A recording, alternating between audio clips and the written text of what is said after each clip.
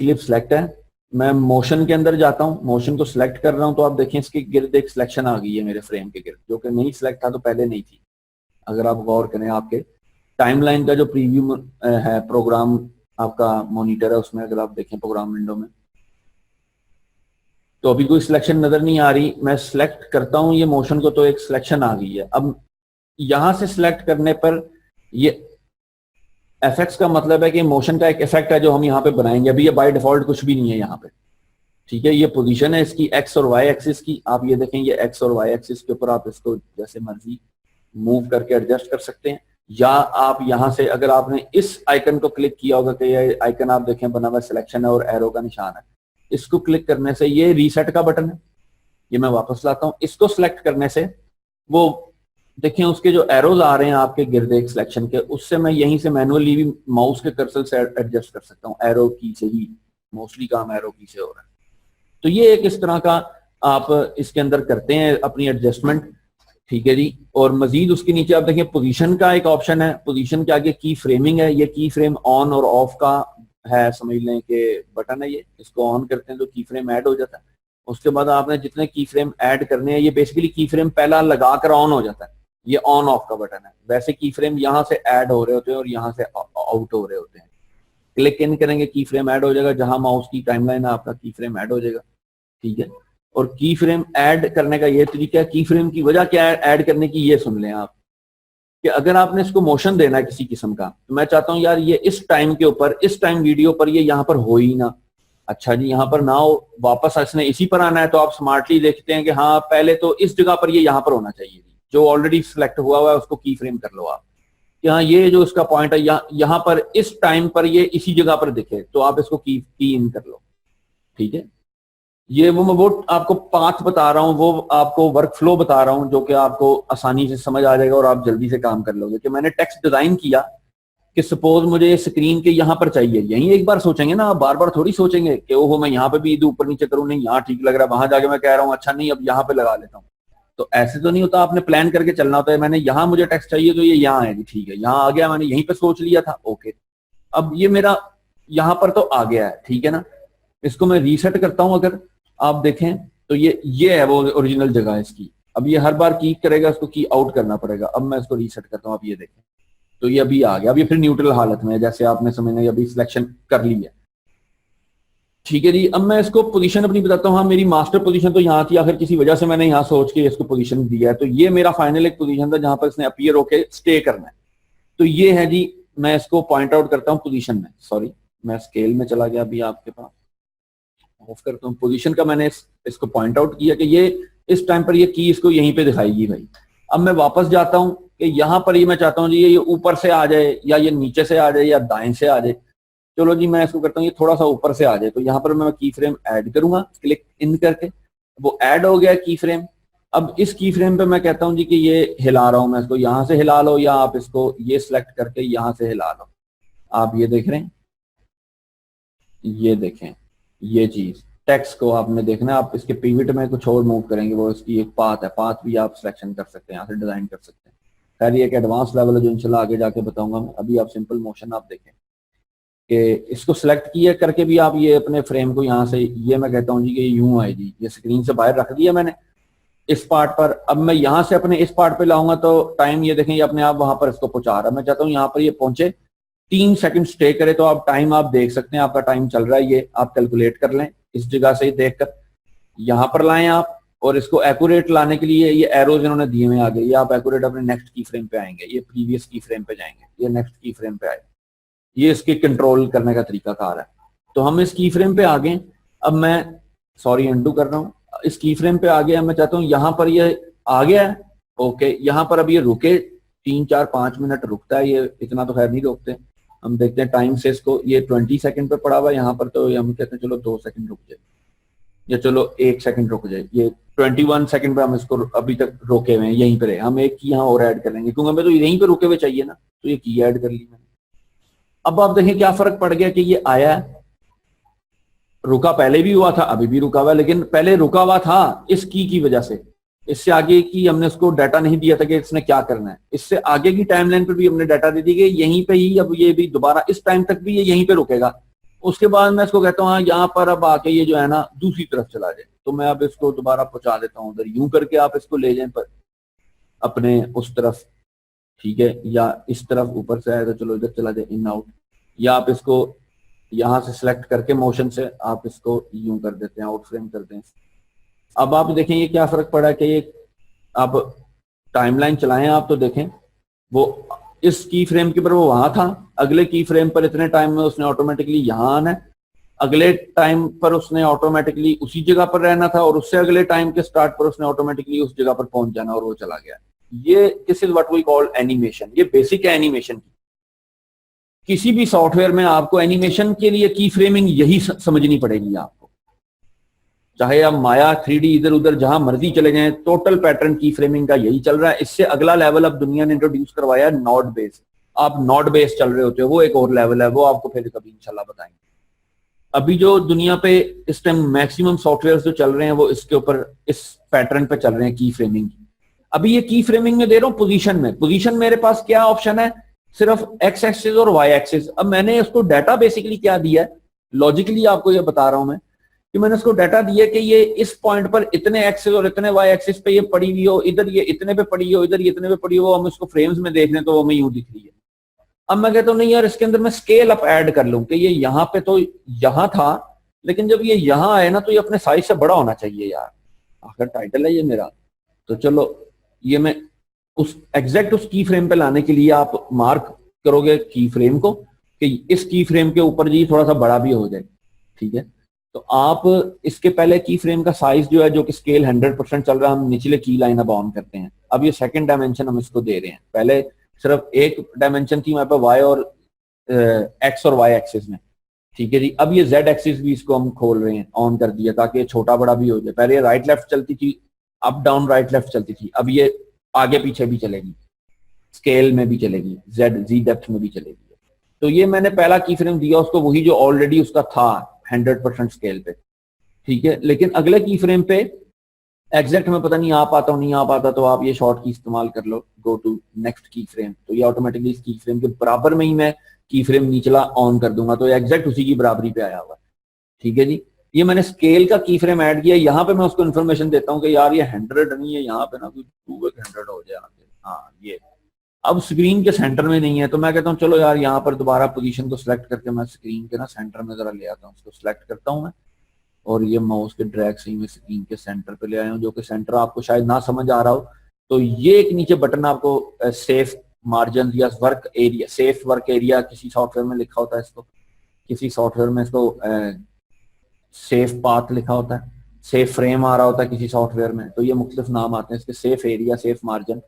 ये बेसिकली एक पुराने टीवी जो चलते थे ब्रॉडकास्ट यूनिट, उनके अंदर इस लाइन से बाहर जो चीज होती थी वो नजर नहीं थी आती। खैर अभी इसकी तो सिर्फ हम इन चीजों की वजह से हम इसका सेंटर पॉइंट कैलकुलेट कर सकते हैं, सो इसलिए हम अक्सर मैं तो इसको ऑन कर लेता हूँ कि चलो यार ठीक है। असल में ये सेफ मार्जिन होता है किसी और चीज के लिए कि यहाँ पर आपका टैक्स ये इंटरनेशनल स्टैंडर्ड के मुताबिक ये इस लाइन से नीचे टैक्स नहीं आना चाहिए, और इससे नीचे आपकी जो है वो कोई भी है वो चीज बाहर नहीं जानी चाहिए, स्क्रॉल वगैरह भी। और ये आपका फ्रेम नजर आ रहा है मार्जिन के, आप जो टीवी देखते थे वो आपको इस पहली लाइन के अंदर अंदर की चीज दिखा रहा होता है, इससे बाहर की चीज दिखा नहीं रहा होता। तो ये हमें ये बता रहा था कि टीवी पे ये इस तरह से चलेगी भाई, टीवी पे ये इतनी नजर आ रही होगी इस फ्रेम के अंदर अंदर अंदर। खैर हम इसको स्केल के लिए भी इस्तेमाल कर लेते हैं, सेंटर पॉइंट देखने के लिए। तो ये मैं सिलेक्ट करता हूँ ताकि मुझे सेंटर नजर आए, इनके मुताबिक ये सेंटर में, हाँ सेंटर में, इनके मुताबिक भी ये क्लिप सेंटर में। अच्छा जी, अब ये मैं आता हूँ तो आप देखें इसको क्या होता है यहाँ पर कि ये आता है और ये हुआ है, ये वापस उसी मोशन पे गया है। अब इसको उससे आगे स्केल वही चल रहा है, ये यहाँ पर तो 100 पे था, यहाँ 200 पे हो गया। यहाँ पर भी मैं कहता हूँ यार आकर ये 200 पर ही रहे, तो मैं इसको फिर 200 के ऊपर की फ्रेम दे देता हूँ, ठीक है। अब आप कभी इसका आप ये देखें, अगर आप इनको इनका पाथ देखें तो आप देखेंगे पाथ में क्या हुआ है। इसको सिलेक्ट करने से अगर आप मोशन इसका सिलेक्ट करेंगे तो एक पाथ बताएगा, वो आपको ये दिखा भी देगा कि आपका लफ्ज कहाँ से अटैच है इस पाथ के ऊपर। ये पॉइंट है आपका, पिवट पॉइंट भी है ये बेसिकली, आप इसको एडजस्ट भी कर सकते हैं। आपका इस यहाँ पर एंकर पॉइंट बता रहा है ये, किसी सॉफ्टवेयर में पिवट पॉइंट होता है, ये आपका एंकर पॉइंट है, ये चेंज हो जाता है। मैं इसको कहता हूँ कि ये तुम यहाँ पर तो खैर ये आपको अभी तो जरूरत नहीं पड़ेगी बेसिक टेक्स्ट के अंदर, लेकिन एडवांस लेवल की एनिमेशन में आपको इसकी काफी जरूरत पड़ती है। आप सबसे पहले चीज इन करते हो, फिर पिवट सेट करते हो ताकि सेंटर ऑफ ग्रेविटी उसको आप डिफाइन दे रहे होते हो एक सिरे के मुताबिक। तो ये चीज इस तरह से है, इसको इस तरह से समझ लें आप। ये पाथ है, ये यूं होता है, ये यूं होता है और ये फिर आ जाता है यूं करके। अब मैं चाहता नहीं यार ये बहुत ही अंदर अंदर हो रहा है, इसको यहाँ से भी आप एडजस्ट कर सकते हो कि ये थोड़ा यूं हो जाए, चलो ये थोड़ा यूं हो जाए, इसको मैं कहता हूँ हाँ ये थोड़ा सा घूम जाए, ये भी जरा बड़ा सा घूम जाए, चलो। अब आप देखें, हालांकि मैंने की फ्रेम में कुछ नहीं किया, मैंने उसको पाथ में पहले तो कहा ना कि वो क्योंकि मुझे बता रहा है वो कि मेरी इस इंफॉर्मेशन के मुताबिक उसने ये पाथ बनाया है। बेसिकली ये पाथ आपने इंफॉर्मेशन दी है उसको, ठीक है। ये पाथ के ऊपर ये सॉफ्टवेयर इस लफ्ज को कनेक्ट कर देता है और आप ये देखें कि ये इस तरह से चलता है और ये आप पाथ के ऊपर मूव दे रहे हैं इसको। ये आप इसको पाथ को मजीद डिफाइन भी अंदर अंदर आप कर सकते हैं, लेकिन ये जहां पे इसके आप पॉइंट्स बनाएंगे ये बेसिकली की फ्रेमिंग है। अगर आप गौर से इसको आप देखेंगे ना तो ये आपको की फ्रेम लगेगा। ये आप देखें, ये आप देखें, ये देख रहे हैं आप। क्यों मैंने वहां से उसको ब्रेक कर दिया, दो की फ्रेम थे, इसलिए मैं अंडू करता हूँ, अपनी मार्क पे आऊंगा, ये मार्क मेरा ऑटोमेटिकली मुझसे सेलेक्ट हो जाएगा, वो वाला मार्क देखें। तो ये इस तरीके से, खैर ये बेसिक मोशन है आपकी इसकी। आप इसके अंदर ये ऐड कर देते हैं, आप इसके अंदर से जो मर्जी चीज बना लें अपने मन के मुताबिक। मैं कहता हूँ हाँ यार ये घूमे भी जरा, तो आज के नीचे आपको रोटेशन भी नजर आ जाएगी। ये रोटेशन मैं कहता हूँ इस जगह पर ये यूं ही रहे, लेकिन इस जगह पर जो है ना ये पहुंच कर भाई कोई दो चक्कर इसको चक्कर आ जाए जरा। ये रोटेशन हो रहा है, इसको इतने डिग्री पे मैं कहता हूँ रोटेट कर दूं, ये उतने पे हो जाता है। एक चक्कर के बाद वो उसको देखें 1 मल्टीप्लाई बाय 1 कर रहा है, अगर आप इसकी रेशो में देखें तो ये यूं जाए और यहाँ आके यूं खड़ा हो जाए यूं, ठीक है। अब ये आता है और ये खड़ा होता है और ये चला जाता है। अब आप देख रहे हैं, ओहो सॉरी, वो आपके पास लॉक होगी ये चीज। तो ये मैं अपने इस पे आता हूँ वापस, ये ठीक है जी।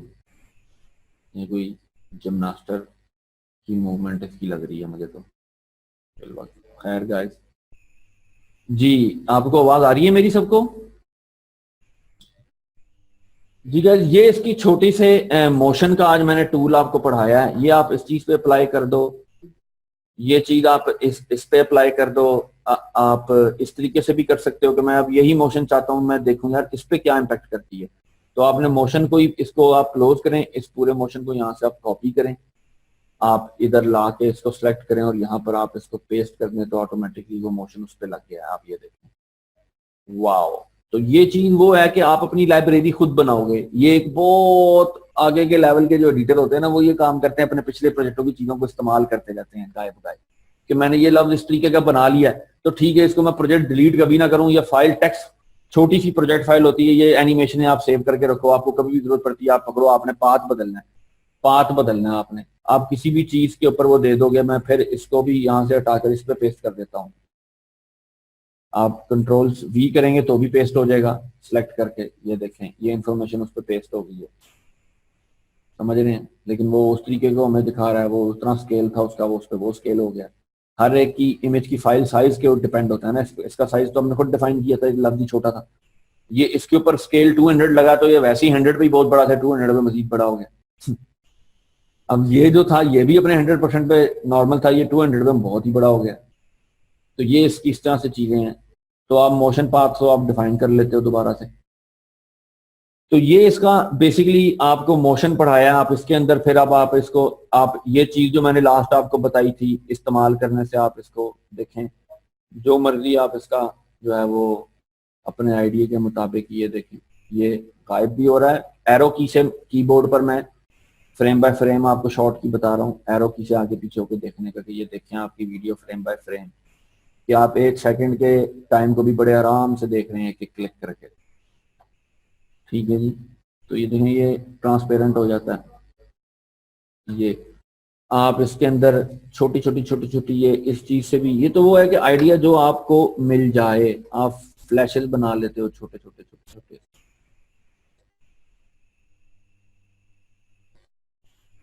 ये देखें छोटे छोटे आप फ्लैशेस बना लेते हो। आप इसको एक एक की फ्रेम पे एडजस्ट कर दो। नेक्स्ट ये होता है जी, अनडू कर रहा हूँ, पेन टूल लेंगे आप पी से, ये आया। आप इस तरीके से, ये मैनेजमेंट आपको बता रहा हूँ, अगर आपने मैनेजमेंट करनी हो तो की बाय की, क्यों आप इसका एक फ्रेम मिनिमम, इसका टाइम फ्रेम है हमारे वीडियो के सॉफ्टवेयर का, एक फ्रेम के अंदर मजीद नहीं हम घुस सकते, ये हमें नहीं घुसाता। अभी हम मिनट के अंदर, एक जो सेकंड के अंदर जो एक फ्रेम है उस तक ही हमें तो जरूर ले जाता है, कि एक फ्रेम भी ये हमें डिटेल देता है एक एक फ्रेम की, लेकिन एक फ्रेम के अंदर कितनी डिटेल है वो ये नहीं देता।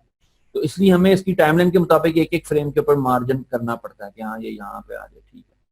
अगले फ्रेम के ऊपर जी मैं फिर इनको सिलेक्ट करता हूँ, और इस वाले को मैं यहाँ, सॉरी इसको भी सिलेक्ट करता हूँ, इस वाले को यहाँ ले आता हूँ, और फिर एक फ्रेम आगे लेके जाता हूँ, फिर सिलेक्ट करता हूँ, अब इस वाले को यहाँ ले आता हूँ।